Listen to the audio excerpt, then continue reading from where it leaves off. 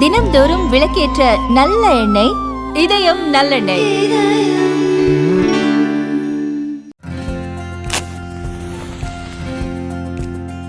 உங்களின் இல்லங்களையும் வாழ்வையும் இனிதே ஒளிமயமாக்கிட ஜிடி ராயலின் தீப்பெட்டிகள். தரமானது, பாதுகாப்பானது. நேர்களே வணக்கம், இது சாணக்யா. நீங்கள் பார்த்து கொண்டிருப்பது செவன்த் சென்ஸ். ஒவ்வொரு நாளும் ஒவ்வொரு அரசியல் திருப்பங்கள் என இந்த அரசியல் களம் பார்த்தோம்னா இந்த எலெக்ஷன் சீசனை நோக்கி பார்த்தோம்னா ரொம்ப பரபரப்பாக T20 மேட்ச் போல போயிட்டு இருக்கு. T20 சீசன், வேர்ல்டு கப் நடக்குது, அடுத்து IPL வர இருக்கிறது. அது போல ஒவ்வொரு நொடியும் பார்த்தோம்னா ஒரு பரபரப்பு அப்படின்னு edge of the seat thriller போல எல்லா கட்சிகளிலும் எல்லா கூட்டணிகளிலும் பரபரப்பாக இருக்கிறது. சினிமாவெல்லாம் விட்டுலாம், ஜனநாயகன் வரலன்னு என்டர்டைன்மெண்ட்டுக்கு ஃபீல் பண்ண தேவையில்லை, அரசியல் பார்த்தா போதும், அவ்வளோ சூப்பராக இருக்குது. அந்த வகையில் சாணக்கியாவை தொடர்ந்து பாருங்கள். இன்றைக்கி நம்ம ரொம்ப முக்கியமான விஷயங்கள் இந்த செவன் சென்ஸில் பார்க்கப்பட்டிருக்கிறது. நேற்றைய விஷயங்களுடைய முக்கியமான ஒரு லீட் அதுதான் இன்னைக்கு பிரதான செய்தியாக மாறி இருக்கிறது. தமிழக பாஜகவில் நடக்கக்கூடியது, தேசிய அளவில் RSS கொடுக்கக்கூடிய கவனம், தமிழக பாஜகவில் இருக்கக்கூடிய விஷயங்கள் என்னென்ன, அதே போல் காங்கிரஸ் திமுகவில் நடக்கக்கூடிய குழப்பங்கள், டெல்லி வரை சென்று சண்டை, மாறிய டோன் அப்படின்னு பரபரப்பாக இருக்கிறது. இது குறித்து நம்மோடு பேச இருக்கிறார் நமது ஆசிரியர்கள். வணக்கம் சார். இன்னைக்கு நம்ம செவன் சென்ஸ்ல ரொம்ப முக்கியமான விஷயம், ஆரம்ப புள்ளியே விநாயகரோட ஆரம்பிக்கணும்னு கேச விநாயகனோட ஆரம்பிக்கணும்னு நினைக்கிறேன். திடீர் மாற்றம் இரவு நேரத்தில் நம்ம தான் முதல்ல பிரேக் பண்ணோம் இந்த செய்தியை.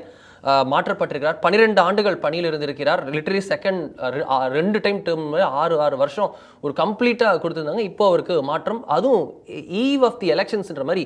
தேர்தலுக்கு இன்னும் 65 நாள் தான் இருக்குது, வேலையை ஆரம்பிங்கன்னு திரு BL சந்தோஷ் மத்தியானம் சொல்கிறாரு. 65 நாள் மட்டுமே இருக்கக்கூடிய நிலையில் சாயங்காலத்தில் இந்த மாற்றம் என்ன காரணம், என்ன பின்னணி? அவங்களுடைய சேவை RSSக்கு தேவை அப்படிங்கிறது தான், வேறு ஒன்றுமே இல்லை. அவங்களுக்கு தெரியும், உங்களுக்கு RSSல அதனுடைய அரசியல் அமைப்பாக தான் பாஜக இருக்குது. பாஜகவில் RSSோடைய ஹோல்டு இருக்கணும் அப்படிங்கிறதுக்காக ஒரே ஒரு போஸ்ட் மட்டும் எல்லா அளவுலையும், மாநில அளவுலையும் மத்தியிலும் ஒரே ஒரு போஸ்ட் மட்டும் அவங்க கையில் வச்சுருக்காங்க. அது அமைப்பு பொதுச்செயலாளர் அப்படின்னு சொல்கிறாங்க. ஹிந்தியில் சங்கட்டன் மந்திரி அப்படின்னு சொல்லி சொல்கிறாங்க, அந்த அமைப்புக்கான பொதுச்செயலாளர் அப்படின்னு. அது எப்பயுமே அரசாக இருக்கும். நம்ம இன்றைக்கி பார்க்குறோம், திரு BL சந்தோஷ் நேற்று வந்திருந்தார் இல்லையா, அவர் ஆல் இண்டியாவுடைய அமைப்பு பொதுச்செயலாளர் இருக்கார். அவர் RSSகாரர். அவர் உள்பட எல்லாருமே எப்போனாலும் திரும்ப சங்க பணிக்கு திரும்ப அனுப்பலாம். நம்ம இந்த ராம் மாதவ் நிறைய பேர் நம்ம அந்த மாதிரி பார்த்துருக்கோம். திரு நரேந்திர மோடி அவர்களே அதில் இருந்தவர் தான் அப்படிங்கிறது நம்ம பார்த்துருக்கோம். ஸோ இது அவங்க எப்போனாலும் அனுப்புவாங்க, எப்போனாலும் எடுத்துக்கிடுவாங்க. அதனால தான் இதுக்கு காலக்கெடு கிடையாது. நீங்கள் மாநில தலைவர் பதவிக்கும் அகில இந்திய தலைவர் பதவிக்கும் 3 வருஷம் தான் ஒரு டேர்ம். அதுக்கப்புறம் அடுத்தடுத்து இவங்களுக்கு இப்படி கிடையாது. நம்ம இதுக்கு முன்னாடி இந்த மோகன் ராஜு 11 வருஷம் இருந்தார், இவர் 12 வருஷம் இருக்கார். இன்னைக்கு RSSோடைய தலைவர் எத்தனை வருஷமா இருக்காரு, இன்னும் எத்தனை வருஷம் இருப்பாருங்களா? 5 தலைவர் தான் இருந்திருக்காங்க. ஆமாம், 7 தலைவர் நினைக்கிறேன், அதுக்குள்ள ஒரு 10க்குள்ள வச்சுக்கோங்களேன். ஸோ அதுக்கு அவங்களுக்குலாம் டேர்மே கிடையாது. அவங்க முழுக்க அவங்க எப்படி at the pleasure of the பிரசிடென்ட்னு சொல்லுவாங்கல்ல, அதை மாதிரி கவர்னர் போஸ்ட் மாதிரி தான் அது. ஸோ அப்போ இப்போ திரும்பி நம்ம சங்க பணிக்கிறதுலாம் நினச்சிருக்காங்க, அவ்வளோதான், வேறு ஒன்றுமே கிடையாது.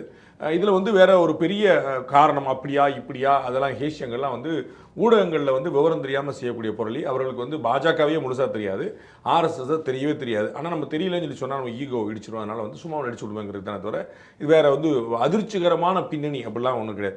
அப்படி ஏதாவது கம்ப்ளைண்ட்லாம் இருந்துச்சுன்னா அது ரொம்ப நாளாக இருக்கக்கூடிய கம்ப்ளைண்ட்டாக இருக்கும். அதாவது முந்தானத்து காலையில் ஒன்று வந்துச்சு, திரு நயினார் நாகேந்திரன் தலைவராக வந்த பிறகு ஒன்று வந்துருச்சு. தேர்தல் ஆரம்பித்தோடனே சட்டமன்ற தேர்தல் இப்படி பண்ணிட்டார் அப்படிங்கிற மாதிரிலாம் எதுவுமே கிடையாது. ஏதாவது கம்ப்ளைண்ட் இருந்துச்சுன்னா அது ரொம்ப காலமாக இருக்கக்கூடிய சொல்லப்படுங்க, எல்லாருமே சொல்லிட்டு இருப்பாங்க, அது மாதிரி கம்ப்ளைண்ட் தானே தவிர அதனால் திடீர்னு ஒரு கம்ப்ளைண்ட் வந்துருச்சு, ஒரு ஆக்ஷன் எடுத்துட்டாங்க, அவளை தூக்கிட்டாங்க அப்படிங்கிறலாம் எதுவுமே கிடையாது. இல்லை, இதில் ரொம்ப நாளாக இருக்கக்கூடிய விஷயம் இதெல்லாமே இட்ஸ் லாங் ஓவர் டியூ. ரொம்ப வருஷமாக சேவையில் இருக்காரு, இந்த பணியில் இருக்காரு, ஒரு சேஞ்ச் ஓவர் இருக்குன்றது புரிஞ்சுக்க முடியுது. பட் ஆனால் டைமிங் இந்த எலெக்ஷனுக்கு முன்னாடி பண்ணதுன்றது ஒரு சர்ஜரி பண்ணுறாங்க, ஒரு குரூஷியலான சில சேஞ்சஸை பண்ணுறாங்க. தேர்தலுக்கு முன்னாடி இதெல்லாம் பண்ணணும்னு செக்ஸ் அண்ட் பேலன்ஸ், லாஜிஸ்டிக்ஸ் எல்லாம் கரெக்டாக ஃபிக்ஸ் பண்ணிக்கிறாங்க. அதற்கேற்ப இது ஒரு முக்கியமான ஒரு சேஞ்ச் அப்படின்னு இது பார்க்கப்படலாம். அப்படி நம்ம இதை பார்க்கக்கூடாதா? நீங்கள் சர்ஜரி அப்படிங்கிற ஒரு வார்த்தையும் செக்ஸ் அண்ட் பேலன்ஸ்னு சொல்கிறதுனால இது ஏதோ கோர்ஸ் கரெக்ஷன், ஏதோ தப்பு நடந்துருச்சு, அதை சரி பண்ணுறதுக்காக தூக்கிட்டாங்கன்னு நினைக்கிறீங்க நீங்கள். இது ஒரு பனிஷ்மெண்ட் மாதிரி. அப்படி தான் அண்ணாமலையோட மாற்றத்தை எல்லாரும் சொன்னாங்க. இப்போ அண்ணாமலையை தண்டிச்சிட்டாங்க, அண்ணாமலையை புறக்கணிச்சிட்டாங்க, அண்ணாமலை ஓரங்கட்டாங்க, இப்படி தான் சொல்லி. அப்படி இல்லை, அவர் டேர்ம் முடிஞ்சது. இப்போ நிதின் நவீன் எப்படி வந்திருக்கிறாரு, எப்படி JP நட்டா எங்கே போனார் யாருமே பதில் சொல்ல மாட்டாங்களே. அப்போ நட்டா தண்டிக்கப்பட்டாரா, இது பண்ணப்பட்டாரா, அப்படி புரிஞ்சுக்கணும்ல. நீங்கள் நம்ம முருகன் எதுக்கு மாற்றப்பட்டார், தமிழிசை எதுக்கு மாற்றப்பட்டாங்க, தமிழிசை டேர்ம் முடிஞ்சது மாற்றப்பட்டாங்க, அண்ணாமலை உள்ள கொண்டு வந்துச்சு, முருகனை கொண்டு வந்தாங்க, இவ்வளோ கொண்டு போனாங்க, இவ்வளோதான் கணக்கு. அது மாதிரி தான் இவங்களுக்கு வேற. இப்போ நீங்கள் அதுபோல் இன்னொன்று பார்க்கணும், RSS பொறுத்தளவுக்கு ஒரு முடிவு எடுத்தாங்கன்னா அதை உடனே எக்ஸிக்யூட் பண்ணிடுவாங்க. உங்களுக்கு ஞாபகம் இருக்கும், அகில இந்திய தலைவரை பிஜேபியில் நிர்ணயம் பண்ணுறதுல ஏன் இவ்வளோ தாமதம் அப்படின்னு RSS தலைவர் மோகன் பாட்டு கேட்குறாங்க. அப்போ அதுக்கு எங்களுக்குலாம் சம்மந்தம் கிடையாதுங்க, நாங்கள் அமைப்பு ரீதியான விஷயத்தோடு முடிச்சுக்கிறோம், கட்சி தலைவர் யாருங்கெல்லாம் எங்களுடைய வேலை கிடையாதுன்னு சொல்லிட்டு அடுத்து ஒரு சொல்றார். நாங்கள் தலையிடுறதா இருந்தால் இவ்வளோ தாமதமாகும் நினைக்கிறீங்க அப்படின்ட்டார். உங்களுக்கு அவ்வளோதான், அதான் ஆர்எஸ்எஸோடைய style. If they decide they will execute immediately, அவ்வளோதான். அப்போ வந்து அவங்களுக்கு தோணுச்சு நம்ம வந்து இவர் வந்து சங்கப்பணிக்கு கொண்டு வந்துருவோம், அவ்வளோதான், வேறு ஒன்றுமே இல்லை, அதுக்கு மேலே ஒன்று கிடையாது. ஸோ வந்து ஈவ் ஆஃப் த எலெக்ஷன் அதெல்லாம் வந்து எலெக்ஷனாக பொறுத்தளவுக்கு இவர் எதில் ரோல் ப்ளே பண்ண போகிறான்னு நினைக்கிறீங்க? நாளைக்கு வந்து பாஜக வந்து தேர்தல் பணிக்குழு நியமிக்க போகிறாங்க, அதில் இவர் இருக்க போகிறாரா? நாளைக்கு பாஜக வந்து அதிமுகவோட கூட்டணி பேச்சுவார்த்தை குழு அமைக்க போகிறாங்க, அதில் இவர் இருக்க போகிறாரா? உங்களுக்கு தெரியும், மக்களுக்கு தெரியாது, நிறைய பேருக்கு தெரியாது. இவர்கள் வந்து பின்னாடி இருந்து இயங்குவதை தவிர எங்கேயுமே ஃபேஸாக வந்து நிற்க போகல, இவருக்கு முதுகலமாக நிற்பாங்க, அவ்வளோதான். முன்னாடி வந்து நிற்க போகல. அதுபோக அமைப்பு வந்து ஏற்கனவே முடிஞ்சிருச்சு, கீழே அமைப்பு ரீதியான தேர்தல் முடிஞ்சிருச்சு, புதிய மாநிலத்தில் வந்துட்டார். கீழேருந்து மேலே வரைக்கும் வந்து மண்டல் தலைவர்லேருந்து ஒன்றிய தலைவர்லேருந்து நகர தலைவர்லேருந்து எல்லா தலைவரும் வந்து நிற்கிறாங்க. அப்போ அங்கே அடுத்த ஒன்றும் பெரிய பிரச்சனை கிடையாது. அது போக இன்னொரு முக்கியமான விஷயம், இன்றைக்கி நம்ம பேசி கொண்டிருக்கிற தருணத்தில் கேரளாவில், புதுவையில், கர்நாடகாவில் வந்து இந்த அமைப்பு செயலாளர் கிடையாது, இல்லை, வேற ஆள் போடலை. அப்போ வந்து அதனால் ஒன்றும் கெட்டு போயிடல. கேரளா எலெக்ஷன் வருதுல, புதுச்சேரி எலெக்ஷன் வருதுல, அப்போ ஈவ் ஆஃப் த எலெக்ஷன் பதறதுக்கு ஒன்றுமே கிடையாது. அது வந்து அது வேறு. ஈவ் ஆஃப் த எலெக்ஷன்லாம் மாநில தலைவர் தான் இல்லாமல் இருக்க முடியாது. ஏன்னா மாநில தலைவர் தான் முன்னாடியே பேசக்கூடியவர். நீங்கள் வந்து பேச்சுவார்த்தை குழு அப்படின்னா ஒருத்தர் குழுனா அதில் மாநில தலைவர் இல்லைன்னா ஒரு வேற கணக்காரும். அவர் வந்து எங்கேயுமே மேடையில் பேசலாம், அவங்க பிரஸ் மீட் கொடுக்கலன்னா பெரிய விஷயம் வரும். இவங்க எப்பயுமே தங்களை திரைக்கு முன்னால் கொண்டு வருபவர்கள் அல்ல. அதனால் திரைக்கு பின்னால் இருப்பவங்க மாறலாம், திரைக்கு பின்னால் கொஞ்ச நாள் ஒன்றும் ஆக்ஷன் இல்லாமல் இருக்கலாம், அது வந்து ஒன்றும் பெரிய தப்பக்கூடாது. Nothing to lose.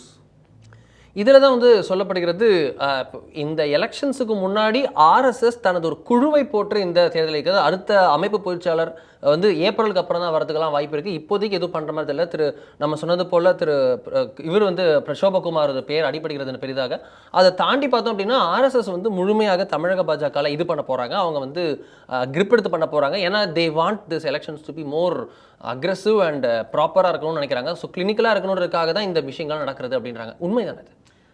ஆர்எஸ்எஸ் வந்து ஹோல்டு எடுக்கிறதுக்கு அங்கே ஒன்றுமே கிடையாது. அவர்கள் நடத்தும் கட்சி அல்ல பாஜக, அவர்களுடைய அரசியல் அமைப்பு பாஜக. அது ஒரு செப்பரேட் விங். அது தொழிலாளர்களுக்கு இருப்பது போல, கல்விக்கு இருப்பது போல, மாணவர்களுக்கு இருப்பது போல, இது பட்டியலினத்தவர்களுக்கு இருப்பது போல, பழங்குடியினருக்கு இருப்பது போல, இப்படி ஒவ்வொன்றுக்கு இருப்பது போல அது ஒரு அமைப்பு. அவ்வளோ, அது ஒரு பொலிட்டிக்கல். ஹிந்துக்களுக்குன்னு தனியாக இருப்பது போல இது ஒரு பொலிட்டிக்கல் அமைப்பு. அதனால் அவங்களுடைய ஹோல்டு வந்து ஏற்கனவே இருக்குது. மூக்கணாங்கீர் அவங்கள்ட்ட தான் இருக்குது. ஆனால் ஓட்டுறது வந்து வேற ஆள் ஓட்டிட்டு இருப்பாங்க, வண்டி இருக்கும், அலங்காரம் இருக்கும், நிறைய விஷயங்கள் இருக்கும். அவர்கள் எல்லாவற்றிலும் தலையிடுவது இல்லை. அது நல்லா புரிஞ்சுக்கணும். திடீர்னு ஒரு அண்ணாமலை வந்து அகில இந்திய தலைவராக, மாநில தலைவராக வந்து உட்கார்ந்தார் அப்படின்னா ஆர்எஸ்எஸ்ல வந்து கொண்டு வந்து பண்ணிட்டு இருப்பாங்க நினைக்கிறீங்க? அதெல்லாம் பிஜேபியோட வேலை. அவங்க பண்ணிட்டு இருப்பாங்க, வருவாங்க, மாற்றுவாங்க, போவாங்க. அதில் அவங்க தலையிடுறதில்ல. இது வந்து அமைப்பு ரீதியான வேலை. சங்கடன் மந்திரி, அமைப்பு பொதுச்செயலாளர். இதில் நான் ஏற்கனவே சொன்ன பக்கத்தில் ஒரு 3 மாநிலம் இல்லை, அதில் 2 மாநிலத்தில் தேர்தல் நடக்க போகுது. கேரளாலையும் நம்ம கூட நடக்க போகுது, புதுச்சேரியில் நம்ம கூட நடக்க போகுது, அங்கே இல்லை. ஸோ வந்து இவர்கள் வந்து ஒரு கிரிப்பு ஹோல்டுக்காக பண்ணல, அந்த ஹோல்டு ஏற்கனவே இருக்குது. ஓகே, இதில் தான் நமக்கு இதோட கண்டினியூஷன். தமிழக பாஜக மீது ஆர்எஸ்எஸ் கோபத்தில் இருக்கிறது. த ஃபங்க்ஷனிங் ஆஃப் தமிழக பாஜக டோட்டலாக உள்ளே இருக்கக்கூடிய உட்கட்சி பூசல், குழப்பம் அப்படின்னு சொல்லக்கூடிய விஷயங்கள், புகார்கள் மாற்றி மாற்றி வருகிறது. தேர்தலுக்கு முன்னாடி ஒரு கோஆர்டினேஷன் இல்லை, உள்ளே வந்து இன்ஃபைட்டிங் இருக்கிறது. அதே போல் அமைப்பு ரீதியாக பலமாக இல்லை, இன்னும் நல்லா வேரோடு வேறாக போகணும், அது இன்னும் சுணக்கமாக இருக்கிறது. டோட்டல் ஃபங்க்ஷனிங்கில் ஓவரால் பீரியட் இல்லை நயினா நாகேந்திரன் அப்படி இருந்தாலும் லாஸ்ட் ஃபியூ இயர்ஸாகவே இப்படி இருக்கிறது, ஒரு 10 இயர்ஸாகவே இப்படி இருக்கிறதுன்ற மாதிரி ஒரு இது இருந்தது. இப்போ பார்த்தோம்னா அதுக்கான எக்ஸிக்யூஷன் தமிழ்நாடு எலெக்ஷன்ஸ் மேலே ரொம்ப தீவிரமாக இருக்கிறார்கள் ஆர்எஸ்எஸ். உள்ள மீட்டிங்கில் பேசப்பட்டதாக வந்த செய்திகளில் ஒன்று பார்த்தோம் அப்படின்னா, அதிமுக ஜெயிப்பது, இந்த என்டிஏ கூட்டணி ஜெயிப்பது அப்படின்றது பார்த்தோம் அப்படின்னா என்டிஏக்கு எவ்வளோ நல்லதோ இல்லையோ ஆர்எஸ்எஸ்க்கு நல்லது. ஸோ ரொம்ப அட்மோஸ்ட் கவனம் செலுத்துங்க, வேற எல்லா விஷயத்தையும் நிப்பாட்டிட்டு முதல்ல கூட்டணி ஜெயிக்கிறதுக்கான வழிகளை பாருங்க அப்படின்ற மாதிரி சொன்னதாகலாம் தகவல். இதெல்லாம் நம்ம எப்படி புரிஞ்சுக்கிறது? கோபத்தில் இருக்கிறதா ஆர்எஸ்எஸ்? கூட்டணி ஜெயிக்கிறதுக்கு வேலை பாருங்கன்னா கோபமா அது எப்படி இருக்கும்? பிஎல் சந்தோஷ் தான் சொல்லுவார், நயனாரை தான் சொல்லுவார். வேலை கம்மியா செய்றீங்கன்ற கோபம் இருக்கலாம்ல, கம்மியா செய்யறாங்க வந்திருக்கா அப்படிங்கிற நம்ம பார்க்கணும். நம்ம தெரிஞ்சு அப்படி கிடையாது. ஏன்னா ஆர்எஸ்எஸ் வந்து அப்படி கோவத்தில் இருந்தாங்கன்னா 1க்கு 2 பொதுச்செயலாளர் போட்டிருப்பாங்க, இருக்கிற பொதுச்செயலாளர் எதுக்கு தூக்குறாங்க? நீங்கள் அவ்வளோ அக்ரெசிவாக இருக்காங்க, ஆட்சியை பிடிக்க விரும்புகிறாங்க அப்படின்னா வெஸ்ட் பெங்கால் ஆட்சியை பிடிக்க விருப்பம் இல்லையா? கேரளாவில் கால் பதிக்க விருப்பம் இல்லையா? தமிழ்நாடு மட்டும் தானே? அப்போ கேரளாவில் லைட்டாக இருக்காங்களா? புதுச்சேரியில் லைட்டாக இருக்காங்களா? வெஸ்ட் பெங்காலில் லைட்டாக இருக்கலாம். அது இன்னும் அக்ரெசிவாக செயல்பட வேண்டிய, அஸ்ஸாம்லாம் வந்து இன்னும் அக்ரெசிவாக செயல்பட வேண்டிய இடம் இல்லையா? அதனால் இது வந்து இவர்கள் சொல்லக்கூடிய கட்டுக்கதைகள். அவங்கெல்லாம் அப்படி கடும் கோபத்தெலாம் இல்லை. இப்போ தான் மாநில தலைவர் மாற்றப்பட்டிருக்காரு, இப்போ தான் அமைப்பு செயலாளர் மாற்றிட்டாங்க. அப்புறம் இதில் கடும் கோபத்துக்கு என்ன இருக்குது எனக்கு ஒன்றும் புரியல. அது எல்லாமே அவங்க டேர்ம் முடிஞ்சு மாற்றிருக்காங்க, இவரை மாற்றிருக்காங்க. ஆர்எஸ்எஸ் தன்னுடைய ஹோல்டை கிரிப்பை வந்து பாஜக மீது அழுத்தம் கொடுக்க விரும்பி பாஜக சரியாக செயல்படல, இனிமேல் நாங்கள் பார்த்துக்கிறோம் வண்டி ஓட்ட விரும்பினா ஏற்கனவே இருக்கிற ஒரு அமைப்பு செயலாளர் கூட 2 பேர் போகிறோம்னு சொல்லியிருக்கணும். தேர்தலுக்கு ஒரு அமைப்பு செயலாளர் கொடுக்குற மாதிரி சொல்லி பண்ணிடணும். அப்படிலாம் அர்த்தம் கொடுக்கணும், அப்படிலாம் ஒன்றுமே இல்லையே. அப்புறம் இப்போ வந்து என்ன அவர்கள் மீறி அகில இந்திய தலைமை என்ன சொல்லுதோ அது மாநில தலைமை தப்பு இல்லாமல் செய்யுது. திரு நயினா நாகேந்திரன் வந்து சத்தமாக குரல் கூட கொடுக்க மாட்டேன்றார். அவர் வந்து அதிமுக என்ன சொல்லுதோ சரின்னு கேட்டுக்கிறாரு, டெல்லி என்ன சொல்லுதோ சரின்னு கேட்டுக்கிறாரு. இப்போ அதிருப்தி அடையிறதுக்கு என்ன இருக்குது? அப்போ டெல்லி சொல்கிறத கேட்குறது தப்பு அப்படின்னா நீங்கள் டெல்லிட்டு தானே பேசணும், இங்கே என்ன பேசணும்? இங்கே பேசுகிறக்கு அப்போ வந்து இவர் தன்னிச்சையாக செயல்படுறாருங்கிற புகாரை நீங்கள் வந்து நயினார் நாகேந்திரன் சொல்லவே முடியாது. அப்போ நீங்கள் அதிருப்தி அடையிறதுக்கு இங்கே என்ன இருக்குது? அப்படி நீ கட்சியை வளர்க்கணும், ஆமாம். ரொம்ப வேகமாக செயல்படணும், ஆமாம். 65 நாளில் இந்த வேகம் பத்தாது, ஆமாம். அதெல்லாம் வந்து நானே சொல்லிட்டு இருக்கேன், நீங்கள் சொல்லிங்க, ஊரில் எல்லாரும் சொல்லிட்டு இருக்காங்க. அதற்கு ஆர்எஸ் வந்து டெல்லியில் வந்து ஒரு அருண்கிற ஒரு அனுப்பி வந்து இப்படி ஆயிடுச்சு அப்படின்னு கேட்க வேண்டிய அவசியமே இல்லை. அது அவர் எவ்ரி ஒன் நோஸ் தட். நேற்று வந்து நடந்த கூட்டத்தில் 13 பேரையும் கூட்டு வச்சுட்டு தனித்தனியாக எல்லாத்தையும் பேசியிருக்காங்க, எல்லாருமே பேச சொல்லியிருக்காங்க. எல்லாருமே பேசினவங்களும் இது மாதிரி தான் சொல்லியிருக்காங்க. நம்ம நிறைய விஷயங்கள் செயல்படலாம் சொல்லியிருக்காங்க. திரு அண்ணாமலை அவர்கள் பேசும்போது வந்து நாம் தமிழர் கட்சிக்கு வாக்கு கூடும் நினைக்கிறோம்னு சொல்லியிருக்காரு, சந்தேகப்படுறேன் என்று சொல்லியிருக்காரு. நம்ம அதிமுக வந்து இன்னும் அக்ரெசிவா தங்களுடைய பிரச்சாரங்களை தங்களுடைய வியூகங்களை வந்து ஸ்ட்ராங்கா வந்து மக்கள்கிட்ட எடுத்து போகணும்னு சொல்லியிருக்காங்க. பேராசிரியர் சீனிவாசன் பேசும்போது வந்து ஒரு நெரேட்டிவால தான் நம்ம மேட்ச் பண்ண முடியும், ஒரு நெரேட்டிவ் ஈவெண்ட்ஸால் பண்ண முடியாது. டிஎம்கே வந்து ஒரு நெரேட்டிவ் செட் பண்ணுறாங்க, நம்ம வந்து தமிழகத்துக்கு எதிரடி, தமிழ்நாட்டுக்கு எதிரடி இந்த மாதிரி பண்ணுறாங்க, நம்ம வந்து 2 நிகழ்ச்சி நடத்துகிறோம் அப்படின்னு பண்ண முடியாது. நாமளும் ஒரு நெரேட்டிவ் செட் பண்ணால் தான் கவுண்டர்ஸ் நெரேட்டிவ் பண்ண முடியும்னு சொல்லியிருக்காங்க. இப்போ வானதி அக்கா அந்த மாதிரி எல்லாருமே பெரியவர்கள் எல்லாருமே பேசியிருக்காங்க. ஸோ வந்து அருண் அவர்கள் கடைசியில் வந்து பேசும்போது மேலிட பார்வையாளர் ஆர்எஸோட மேலிட பிரதிநிதி வந்து சொல்லும்போது ரொம்ப பாசிட்டிவாக இருக்குது, என்டிஏ கூட்டணி ஜெயிக்கிறதுக்கான வாய்ப்புகள் நல்லா தெரியுது, ஆனால் அப்படி சாதாரணமாக விட்டு நம்ம ஜெயிச்சிருவோங்கிற மாதிரி அசால்ட்டை விட்டுறாங்க, ரொம்ப வேகமாக கலப்பணி ஆட்டுன்னு சொல்லியிருக்காரு. இதில் கோவமோ முறைகேடோ சண்டையோ கூச்சலோ ஒன்றுமே கிடையாது. ரொம்ப ஸ்மூத்தாக ஆர்எஸ்எஸ்க்கும் பிஜேபிக்கான கோஆர்டினேஷன், செலக்டிவாக ஒரு 13 தலைவர் மட்டும் கூட்டுருக்காங்க. அதில் திரு அண்ணாமலையும் இருக்கிறாரு. அப்போ அண்ணாமலையை பாஜக புறக்கணிக்குதா, பாஜக அண்ணாமலை புறக்கணிக்கிறாங்க 2 கேள்விக்கு பதில் இருக்குது. பாஜகவே அண்ணாமலையை ஒதுக்குதுன்னு ஆர்எஸ்எஸ் எப்படி சேர்க்கும்? அவர் ஆர்எஸ்எஸ்காரர் கிடையாது. நீங்கள் வந்து பேராசிரியர் சீனிவாசன் வந்து சுதேசி ஜாகரன் மஞ்சை சேர்ந்தவர், வானதி அக்கா வந்து ஏபிவிபியை சேர்ந்தவங்க, பொன்னார் வந்து ஆர்எஸ்எஸ் சேர்ந்தவர், இதை மாதிரியானவங்களாம் இருந்தாங்க அப்படின்னா புரிஞ்சுக்கலாம். அண்ணாமலை எதையும் சேர்ந்தவர் கிடையாது. அப்போ அவங்களே கூப்பிட்டாங்க. அப்போ முக்கியமான பொறுமுறைன்னு சொல்லி ஒரு 13 பேர் தமிழ்நாட்டு அடையாளம் பண்ணும்போது அதில் திரு அண்ணாமலை ஆர்எஸ்எஸ் அழைச்சிருக்குது. அந்த அண்ணாமலையும் பேசியிருக்கிறாரு. அப்போ வந்து இவர் காலையில் கலந்துக்கல, சாயந்தரம் போட்டார், கூச்சல் கூப்பாடு, இவங்களாம் ஏதோ கட்டுக்கதை அடிச்சு விடுறாங்க. ஆர்எஸ்எஸ்க்கும் பாஜகவுக்கும் எந்த சுணக்கமும் கிடையாது. ஆர்எஸ்எஸ் சொல்வதை தப்பில்லாமல் பிசகாமல் செய்யக்கூடியது பாஜக. அதனால வந்து மேலிடம், கோபம், ஆவேசம் இதெல்லாம் வந்து கட்டுக்கதை. ஓகே, இதெல்லாம் அப்படின்னு பார்த்தோம் அப்படின்னா விரைவில் தேர்தல் தேதியா இவ்வளோ மும்முரம், அமைப்பு பொதுச்செயலாளர் மாற்றம், இந்த பக்கம் இதுன்னு ஏகப்பட்ட விஷயங்கள் எல்லாம் ஹைப் ஆகுவதுக்கு காரணம் தேர்தல் வந்துச்சு அப்படின்றது தான். அது எப்போ அப்படின்றது இருக்கும்போது நமக்கு நேற்று பிஎல் சந்தோஷ் அவர்கள் பேசியதன் மூலம் தெரிகிறது 65 நாள் அப்படின்னு இருக்கிறது. அதில் தான் வந்து 65 நாள் ஏப்ரல் 2ஆம் வாரத்தில் தேர்தல் இருக்கலாம், முடிந்தே இருக்கலாம் அப்படின்லாம் சொல்லும்போது தேர்தல் தேதி எப்போ அறிவிக்கும்? அப்போ வந்து வெஸ்ட் பெங்காலோட ஃபர்ஸ்ட் ஃபேஸ்லேருந்து ரிவர்ஸ்லேருந்து கேல்குலேட் பண்ணால் இப்போ வரலாம் அப்படின்லாம் யோசிக்கப்படும் போது நமக்கு வந்துக்கக்கூடிய தகவல் வர 22ஆம் தேதி இந்த தேர்தல் தேதி வந்து அறிவிக்கப்படலாம் அப்படின்னு தெரிகிறது. அப்படி இருக்கும்போது மாடல் கோட் ஆஃப் கண்டக்டும் அமலாக இருக்கிறது, தேர்தல் நடத்தை விதிமுறைகள். இது எப்பேற்பட்ட வேலை இருக்கும்? ஏன்னா தமிழக அரசு வந்து நிறைய அறிவிப்புகளை வெளியிடலாம் அப்படின்லாம் சொல்லப்படக்கூடிய நிலைமையில இது 22ஆம் தேதியே பண்றது அப்படின்றது அதோட இம்ப்ளிமெண்டேஷன்ல செக் வைக்கிறதுக்கான முயற்சிகளாக இருக்கும் அப்படின்னு சொல்லப்படுது. அதே போல மத்திய அரசு சில திட்டங்களை அறிவிக்கும்னு எதிர்பார்க்கப்பட்டல, ஏன் மத்திய அரசு அறிவிப்பதற்கு முன்னதாகவே இதெல்லாம் பண்றாங்க? ஸோ இது வந்து பிஜேபி உள்ள ஹேண்ட் இருந்தா கூட அந்த தியரியெல்லாம் பஸ்ட் ஆகிற மாதிரி பண்றாங்களா? இது என்ன கால்குலேஷன் கான்ஸ்பிரசி தியரி இருக்கு? மத்திய அரசு விருப்பத்துக்கு மாறா தேதி அறிவிக்க மாட்டாங்க. நம்ம அவ்வளோ பெரிய டிரான்ஸ்பரன்சியும் அவ்வளோ பெரிய இண்டிபெண்டன்ஸும் எலெக்ஷன் கமிஷன்லாம் எப்படி தெரியுமில்ல அப்படின்னு சொல்லி டிஎன் சேஷன் அவர்கள் இருந்த காலம்லாம் கிடையாது. அதனால் ஒரு லீனிங் இருக்கலாம், ஒரு அண்டர்ஸ்டாண்டிங் இருக்கலாம். அது வந்து அதிகாரப்பூர்வமாகவோ அதிகாரப்பூர்வமற்ற முறையிலோ வேறு ஏதாவது நிகழ்ச்சி இருக்குதா, வேறு ஏதாவது வேலை இருக்குதா அப்படின்னு எப்படி வந்து தேர்தலுக்கு முன்னாடி தேர்வுகள் ஏதாவது முக்கியமாக இருக்குதா, ஆனுவல் எக்ஸாம்ஸ்லாம் எப்போ முடியும், 10th + 2 பப்ளிக் எக்ஸாம்ஸ் எப்போ முடியும், தமிழ்நாட்டில் ஏதாவது பெரும் திருவிழாக்கள் ஏதாவது நடக்குதா, ஏப்ரல் 14-15 நம்முடைய தமிழ் புத்தாண்டு நடக்கும், அப்போ வேண்டாம். இதை மாதிரி அஸ்ஸாமில் வந்து என்ன நடக்குது, வெஸ்ட் பெங்காலில் நடக்குது, கேரளாவில் மகாராஷ்டிரா, இது மாதிரி ஒவ்வொரு இடத்துலையுமே ஒவ்வொரு விஷயத்தை பேசும்போது என்ன நடக்குதுன்னு கேட்பாங்க. மாநில அரசுடைய கருத்தை கேட்பாங்க, மாநில தேர்தல் அதிகாரிகள்கிட்ட, தலைமை தேர்தல் அதிகாரிகள்கிட்ட கருத்து கேட்பாங்க. இது மாதிரி எல்லாமே கேட்டு வச்சு பண்ணுறதா. அந்த மாதிரி அன்அஃபீஷியலான கான்வர்சேஷனில் மத்திய அரசுக்கும் தகவல் தெரியலாம். இந்த மாதிரி வந்துச்சுன்னா உங்களுக்கு பரவாயில்லையாங்கிற மாதிரி வரலாமே தவிர எல்லாருக்குமே யாருக்குமே சொல்லாமல் பயங்கரமாக நான் சொல்கிறதான் தேதி அப்படின்னு சொல்கிற காலம்லாம் இல்லை. ஒன்று.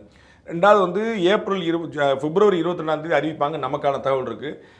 இப்போ அடுத்து ஒரு நோட்டிஃபிகேஷன் இன்றைக்கி வந்திருக்குது. 28க்குள்ளே பிப்ரவரி 28க்குள்ளே தேர்தல் அலுவலர்கள்ட்ட எல்லாத்தையுமே அதிகாரிகிட்ட எல்லாமே நீங்கள் வந்து 3 வருஷத்துக்கு மேலே இங்கே இருக்கீங்களா என்னங்கிறப்ப செக் பண்ணி அவங்கள்ட்ட ஒரு அஃபிடேவிட் வாங்கன்னு சொல்லியிருக்காங்க. இந்த மாதிரி வந்து ஸோ இந்த பிப்ரவரி எண்டுக்குள்ளே வந்துடும் அப்படிங்கிறது நமக்கு நல்லா லாஸ்ட் வீக் நமக்கு அதான் சொன்னால் 22, 27, 28ங்கிறது நமக்கு லாஸ்ட் வீக்கில் வந்துங்கிறது நமக்கான தகவல். அதே போல் நம்ம பலமுறை குறிப்பிட்ட ரொம்ப முன்னாடி குறிப்பிட்ட போல் ஏப்ரல் 2nd or 3rd வீக்கில் எலெக்ஷன் வந்துருங்க. 14க்கு அப்புறம் 20 வரைக்கும் எல்லாமே அந்த 2nd வீக்கில் 3rd வீக் தான். ஸோ அதுக்குள்ளே வந்துருங்க பார்க்கணும். நம்ம அஸ்ஸாமுக்கு 2 கட்டங்களாகவும் வெஸ்ட் பெங்காலுக்கு 3 கட்டங்களாம் தேர்தல் நடக்கக்கூடிய வாய்ப்பு இருக்குது. மொத்தமாக 3 கட்டத்துக்கு மேலே இல்லை. நம்ம பொது தேர்தல் மக்களவை பொது தேர்தல் 7 கட்டமாக நடக்கிற வாய்ப்பு இல்லை.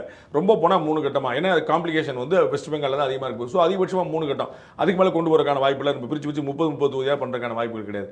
ஸோ வந்து அங்கே பண்ணும்போது நமக்கு 3 கட்டமாக பண்ணாங்க, 2 கட்டம். அந்த 3 கட்டத்துக்குள்ளேயே அஸ்ஸாமுடைய 2 கட்டமும் வந்துடும், தமிழ்நாடு புதுவை கேரளாவுடைய ஒரே கட்டமும் வந்துடும். ஸோ எந்த தேதியில் தமிழ்நாடு புதுவைக்கு ஒன்றா நடத்துவாங்க, 99% அது ஒன்றா தான் நடத்துவாங்க.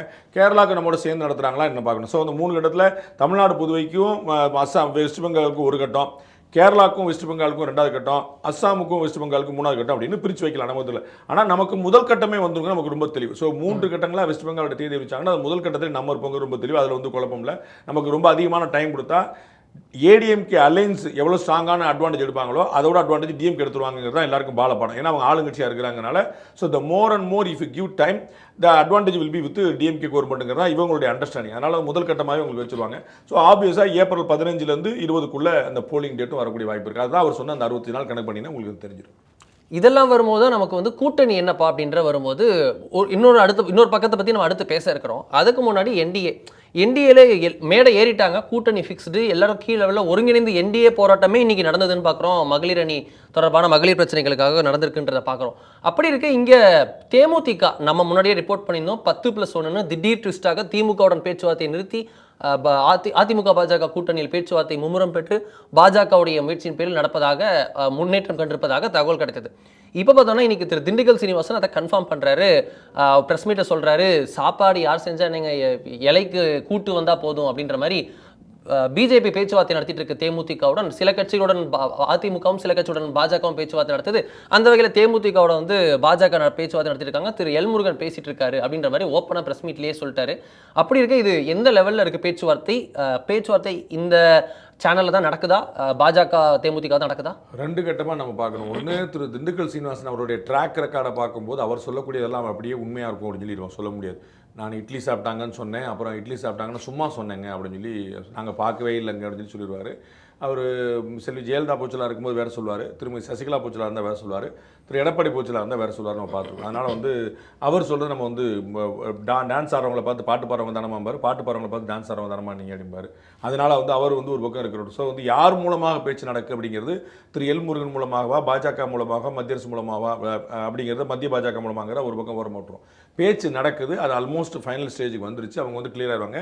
எப்படி அம்மா மக்கள் முன்னேற்ற கழகம் வந்து மதுராந்தகம் பிரதமர் மோடியுடைய கூட்டத்தில் கிடந்துட்டாங்களோ அது மாதிரி வந்து அன்னி பிரேமலதா அவர்கள் வந்து மதுரை கூட்டத்தில் நம்ம நரேந்திர மோடி பாரத பிரதமரோடு சேர்ந்து கலந்துக்குவான்னு எதிர்பார்க்கப்படுது. அது வந்து எப்பயுமே ஃபைனலாக சில விஷயங்கள் வரும்போது நம்ம ஊற போட்டு பண்ணக்கூடியதுங்கிறது வழக்கம் தான். எல்லா பக்கமும் டக்குன்னு பேசி முடிச்சுட்டு போயிட மாட்டாங்க. அது வந்து நமக்கு ஒரு மாற்று குறைவோ அப்படின்னு நினைக்கக்கூடிய அவங்களுடைய பீக் சீசன் காலம் இல்லையா, அந்த மாதிரியான ஒரு சீசன் பீரியட் இருக்கனால அவங்க வந்து செட்டில் ஆகிறதுல கொஞ்சம் தாமதமாகுது. அதிகாரப்பூர்வ அறிவிப்பு ஆஸ் யூஷுவல் ரொம்ப சீக்கிரமே வரும். வேறு பெரிய வாய்ப்புகள் இருக்கிறதாக நான் அறியலை. ஒருவேளை இந்த செட்டில்மெண்ட் இங்கே முடிகிறதுக்குள்ளே காங்கிரஸ், தாவேகா இந்த மாதிரி வேறு ஏதாவது அலையன்ஸில் மாதிரி திமுக கூட்டணிக்குள்ளே ஏதாவது விரிசல் அது மாதிரி ஏதாவது வந்துச்சு, திரும்ப சசிகலா வந்து அங்கே அலையன்ஸ் சேரப்போகிறாங்க, இவர்கள் வந்து சொல்ல காப்பாற்றலை அப்படிங்கிற மாதிரி ஏதாவது வந்துச்சுன்னா அப்போ வந்து எதாவது மாறலாமே தவிர இவங்க அதிமுக பாஜக கூட்டணிக்கு வர்றது தான் 99% வாய்ப்புகள் நமக்கு தெரியும். சரிங்க, இது எல்லாமே அதர் ஈக்குவேஷன்ஸை பொறுத்தது அப்படின்னா இது ஆப்ஷன்ஸ் ஓப்பன் ஆகுதுன்றதை பொறுத்ததா இல்லை கூட்டணி பலமானால் நம்மளும் சேரலான்றது? எக்ஸாம்பிளுக்கு சொல்லணும்னா திமுக கூட்டணியே காங்கிரஸ் வெக்கேட் பண்ணுது, அந்த இடத்துல நம்ம போலான்ட்டு தேமுதிக அடுத்த மூவ் எடுக்குமா, இல்ல சசிகலா அவர்கள் வந்து அங்க போய் சேர்ந்துட்டாங்க காங்கிரஸ் வாய்ப்புகள் அதிகமாக எந்த மாதிரி முடிவு எடுப்பாங்கன்னு நம்ம சொல்ல முடியாது. எல்லா வாய்ப்புகளுமே இருக்குன்னா ஆஃபர் அதிகமாகுது தான் நம்மளுக்கு அர்த்தம். அவங்களுக்கு வந்து ப்ராமிஸை டெலிவரி பண்ணாங்க அப்படின்னா இங்கே சேர்ந்துருவாங்க. நம்ம காலகாலத்தில் முடிக்கிறப்பாங்க. ஏடிஎம்கே பிஜேபி கூட்டணி எப்படி காலகாலத்தில் முடிஞ்சது அவ்வளோதானே. இப்போ வந்து ஏடிஎம்கேக்கான ஆப்ஷன் வந்து தாவேக்கா கூட இருந்துச்சுல.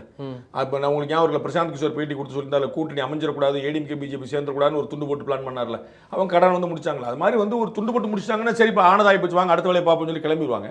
ஸோ ஏடிஎம்கே சைடில் வந்து கடன் பேசி முடிச்சிட்டாங்கன்னா அது வந்து ரொம்ப நல்லது எல்லா வகையிலுமே. எப்படி பார்த்தாலும் அந்த ஆப்ஷன்ஸை ஓப்பனாக பண்ணி வச்சுக்கலாம். நீங்கள் கதவை திறந்து வச்சிங்கன்னா உள்ளேருந்து 2 வெளியே போகலாம், வெளியிருந்து 2 உள்ள வரலாம்ல. எதுவும் தெரியாது, கதவை திறந்தே வச்சிருக்கோம். Options are open for every one அப்படிங்கிற மாதிரி ஆயிரும்ல. ஸோ வந்து கடகடத்தை முடிச்சாங்கன்னா அவங்களுக்கு நல்லது, அது முடிப்பாங்க நம்ம நினைக்கிறோம். முடியல அப்படின்னா 2 பக்கமுமே இந்த வாய்ப்பு இருக்கு.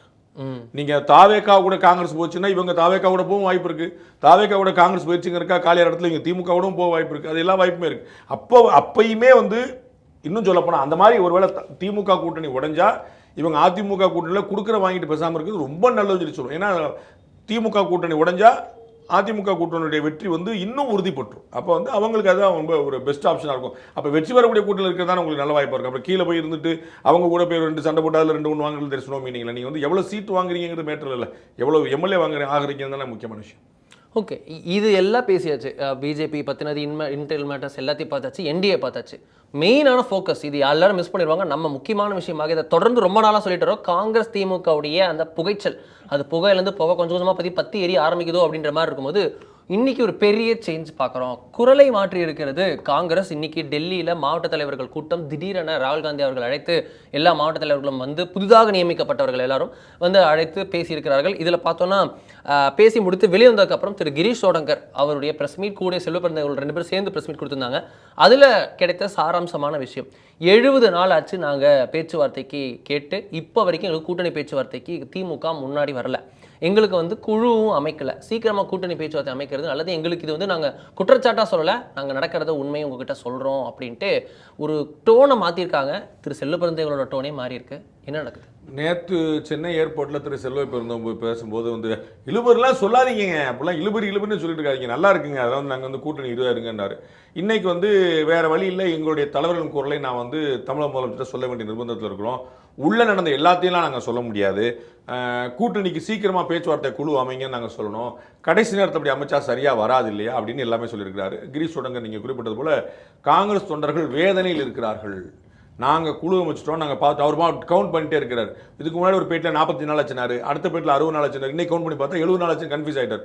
70 நாள் ஆச்சு அப்படின்னு ஒவ்வொரு நாளாக கூட்டிகிட்டே போகிறார். பாவம் வந்து 70 நாள் ஆச்சு இன்னும் வந்து குழு அமைக்கல அப்படின்னு சொல்லிட்டு இது வந்து சரியில்லை, தொண்டர்கள் வேதனை அமைக்கிறார்கள், நாங்கள் வந்து யார் மேலேயும் குற்றம் சொல்ல, இருக்கிற உண்மையை சொல்கிறோம், எங்களுக்கு உண்மையை சொல்லல அந்த தேக்கம்லாம் சொல்லியிருக்காரு. இதுக்கு இடையில நீங்கள் பார்த்தீங்கன்னா திரு ராஜகண்ணப்பன் நேற்று பொதுக்கூட்டத்தில் பேசும்போது இந்த காங்கிரஸில் மொத்தம் 2 பேர் இருப்பாங்க, இல்லாட்டி 3 பேர் இருப்பாங்க, 67க்கு அப்புறம் இன்னைக்கு வரைக்கும் ஆட்சிக்கு வரவே முடியல, ஆட்சிக்கு வரவும் முடியாது, ஆனால் எங்களுக்கு அத்தை கூடி இத்த கூடிஞ்சு கேட்டே இருப்பாங்க, இதை நம்ம சொன்னால் நம்ம மேலே சண்டைக்கு வேறு வருவாங்க.